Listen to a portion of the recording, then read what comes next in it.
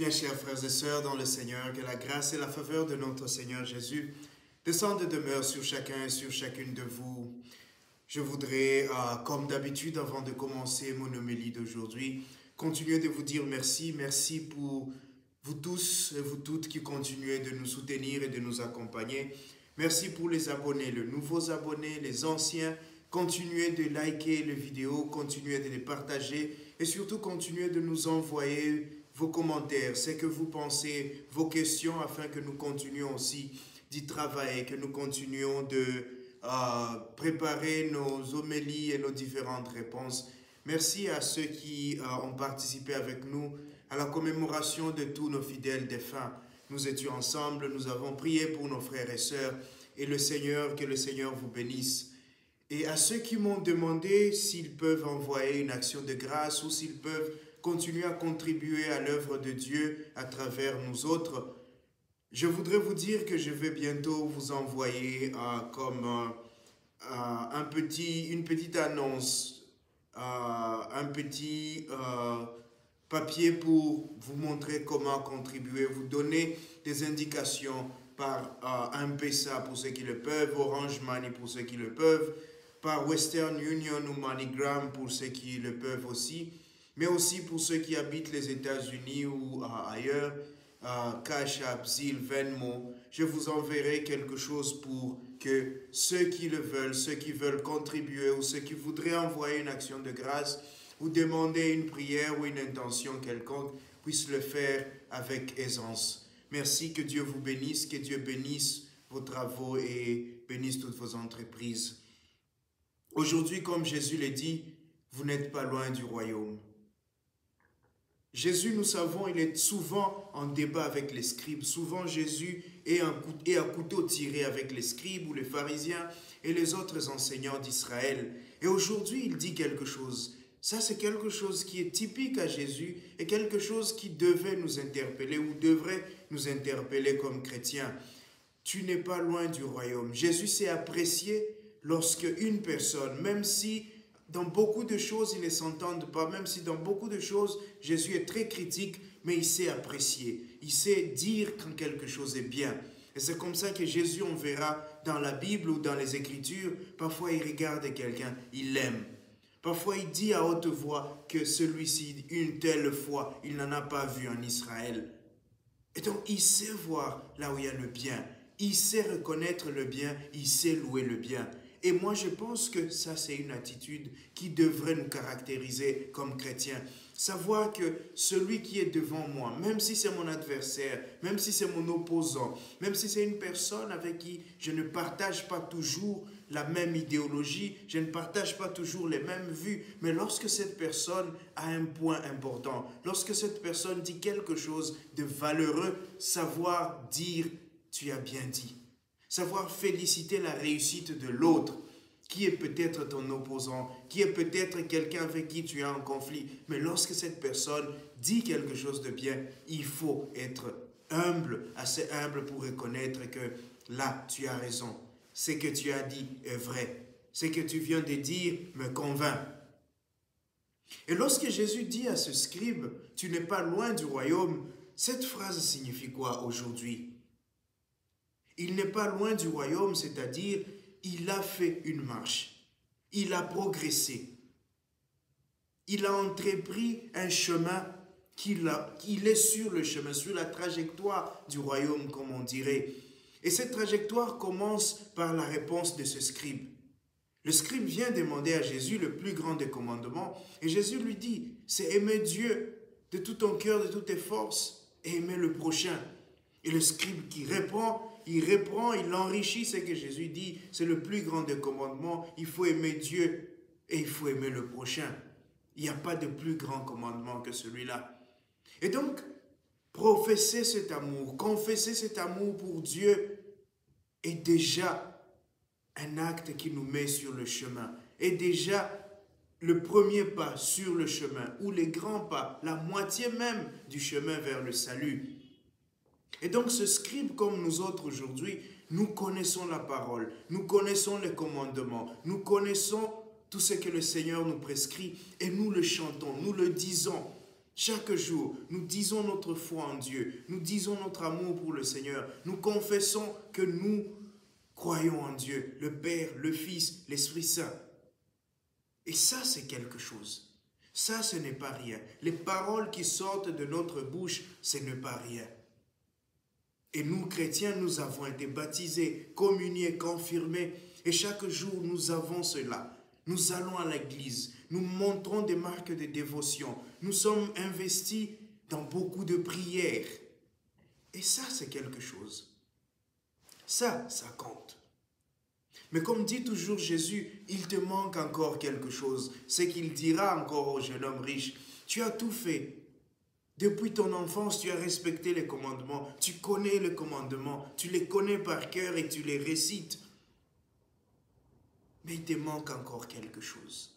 Il te manque cette chose, ce pas-là, ce tronçon qui te mène à la vie éternelle. Et Jésus dira au jeune homme riche, va, tout ce que tu as, vends-le, donne-le aux pauvres. Ensuite, viens et suis-moi. Voilà.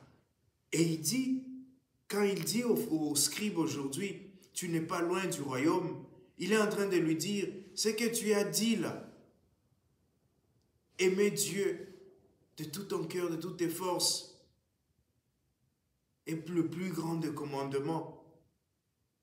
Mets cela en pratique. Et c'est ce qu'il nous dit à la première lecture aujourd'hui. Si tu mets cela en pratique, alors tu vas vivre heureux, alors tu vas produire, alors tu vas être fécond. Il y aura des fruits.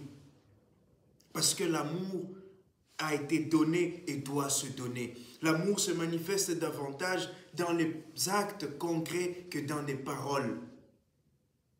L'amour nous a été donné par Jésus-Christ. Et c'est comme ça que Jean dit, Dieu a tellement aimé le monde qu'il a donné son Fils.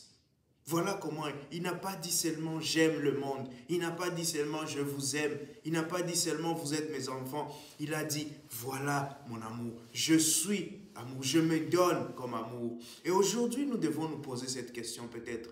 Nous ne sommes pas aussi loin du royaume. Mais qu'est-ce qu'il me manque? Il me manque que cette justice pour laquelle je me bats, je l'applique dans la maison en payant bien mes travailleurs. Il me manque que cet amour que je dis chaque jour à ma femme, à mon mari, à mes enfants, je suis à la maison pour prendre soin d'eux. Je me soucie de leur évolution. Je pose des questions. Comment tu vas? Est-ce que tu as fait tes devoirs? Qu'est-ce qui se passe à l'école? Je me soucie des petites choses. Ma femme a changé de coiffure. Elle a des cheveux autres. Ou elle a un châtain, un nouvel habit. Je fais un compliment. Voilà comment est-ce que cela se manifeste. Ce n'est pas je t'aime, ma femme, j'aime. Oui, mais comment est-ce qu'on le voit? Comment est-ce que cela se traduit dans ta vie de chaque jour? Comment des actions concrètes de chaque jour montrent que l'amour dont tu parles, l'amour de Dieu dont tu parles, dans combien de groupes tu es engagé dans ta paroisse? Combien de fois tu contribues à la vie de ta paroisse? Est-ce que tu es lecteur? Est-ce que tu es ministre de la communion? Est-ce que tu appartiens à un groupe de jeunes à la paroisse? Et si tu es membre de ces groupes, quelle est ta fréquence, par exemple, de participation aux réunions? C'est pas seulement j'aime la paroisse, c'est pas seulement je viens à la messe, c'est pas seulement j'ai la dévotion, mais comment est-ce que cela se traduit? Tu n'es pas loin du royaume. C'est-à-dire, il te manque encore ce tronçon-là. Et c'est un tronçon non négligeable. Les actes sont la concrétisation de nos paroles. Jésus nous a dit toujours combien il nous aimait. Mais à la fin, jusqu'au bout, il nous a manifesté cela. Il le disait et il le faisait. Et c'était ça le débat entre Jésus et les chefs d'église. C'était le débat entre Jésus et les responsables du peuple d'Israël. Vous parlez, vous dites, mais vous ne faites pas. Écoutez ce qu'ils vous disent, mais ne faites pas comme eux. Parce qu'ils disent, mais ne font pas. Et ça a toujours été cela. Et pour nous les chrétiens, c'est peut-être aussi cela. Nous disons, mais nous faisons très peu. Et nous savons que le jugement dernier, lorsque Jésus est assis sur son trône et sépare les chèvres de brebis, la seule chose, il leur dit, j'avais faim, j'avais soif, j'étais nu, vous n'aviez pas agi. Malgré tout ce que vous aviez dit, Père, en ton nom, nous avons chassé les démons. Nous avons parlé en ton nom. Nous avons crié en ton nom. Nous avons prié en ton nom. Mais il manquait ce tronçon-là. La matérialisation de tout ce que vous disiez. Je prie notre Père, pardonne-nous nos offenses comme nous pardonnons. Donne-nous aujourd'hui notre pain de ce jour. Est-ce que tu partages ce pain? Ne nous laisse pas entrer en tentation. Est-ce que tu sais fuir la tentation? Est-ce que tu sais éviter le démon? Voilà les choses que nous disons chaque jour. Des belles paroles d'amour, des belles paroles, de compassion, des belles paroles de partage, des belles idées sur la justice. Est-ce que cela s'est traduit dans notre vie concrète, avec nos voisins, avec nos confrères en communauté, nos consoeurs en communauté, avec nos enfants, avec les jeunes avec qui je travaille, avec mes collègues de classe ou de travail? Est-ce que cela se traduit dans mon commerce, ce que je vends? J'écris chaque jour, le pays n'est pas honnête, les politiques ne sont pas honnêtes, Est-ce que moi-même, dans mon petit commerce, je sais être sincère et honnête? Ça commence ici. Ça commence avec toi. Ça commence avec moi. Parce que le royaume, bien que nous y allons comme Église, nous y allons ensemble, mais chacun rendra compte. Et lorsque Jésus dit à ce scribe, tu n'es pas loin du royaume, Jésus te dit à toi aussi, tu n'es pas loin du royaume. Fais encore ces pas-là. Parcours encore ce tronçon-là. Ce tronçon d'action. Le tronçon des belles paroles, le tronçon de l'enseignement, la méditation, la prière, l'assimilation des paroles de Dieu, des passages bibliques. Tu as tout ça. Tu as fait ce parcours. La catéchèse, tu as fait ce trajet. La théologie, tu as étudié. Les grandes sciences, tu as fait. Les actions. Les actions. Voilà ce qui te manque. Les actions. Concret, sois concret. Donne un verre d'eau à boire à quelqu'un. Donne des conseils à ton ami qui est en train de s'égarer. Ne sois pas complice dans le mal. Traite bien ta femme, traite bien ton mari. Respecte les aînés, même les plus petits. Voilà, des choses concrètes de chaque jour. Et si tu fais cela chaque jour, alors tu ne seras pas non plus loin du royaume. Tu seras dans le royaume. Parce que le royaume des cieux, nous avons déjà, comme dirait Saint Paul, Jésus qui nous a montré ce royaume-là. Et c'est pourquoi nous vivons bien. Et c'est pourquoi Saint Paul peut se vanter d'avoir quelqu'un, mais finalement, qui peut nous faire entrer dans le royaume, qui peut nous donner accès au royaume, qui n'est plus ce grand prêtre-là qui était faible, qui était pécheur comme nous tous. Nous avons un qui nous a montré l'exemple, qui a ouvert le chemin, et un chemin qui ne se ferme plus. Et donc, si nous marchons derrière lui, si nous marchons avec lui, si nous l'imitons, alors ce chemin est tracé pour nous.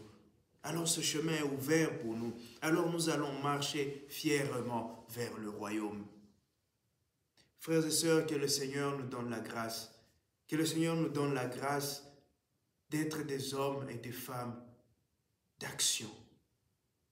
Que les paroles, les belles paroles d'amour que nous avons, les commandements de Dieu que nous récitons, les dévotions que nous manifestons, que cela se traduise dans notre vie de chaque jour. Que cela soit des actions concrètes dans notre vie, pour que ceux qui nous voient vivre louent l'Éternel, pour que ceux qui nous voient vivre sachent que nous avons quelqu'un que notre Maître, notre Seigneur n'est pas seulement une parole, qu'il n'est pas seulement dans les airs, qu'il n'est pas loin là-bas au ciel, mais qu'il s'est incarné et il continue de vivre en nous. Les chrétiens, nous sommes capables de changer le monde parce que nous avons ce qu'il faut pour changer le monde. Que le Seigneur nous aide à mettre notre amour en action, à mettre notre amour au service de nos frères et de nos sœurs qui en ont tant besoin, pour que ce monde qui souffre, pour que ce monde qui est comme en perdition retrouve le chemin, retrouve la lumière du Christ, et pour qu'ensemble un jour nous obtenions ce salut pour lequel nous travaillons, ce salut pour lequel nous sommes en train de marcher tous les jours. Que le Seigneur nous donne ses grâces aujourd'hui et tous les jours.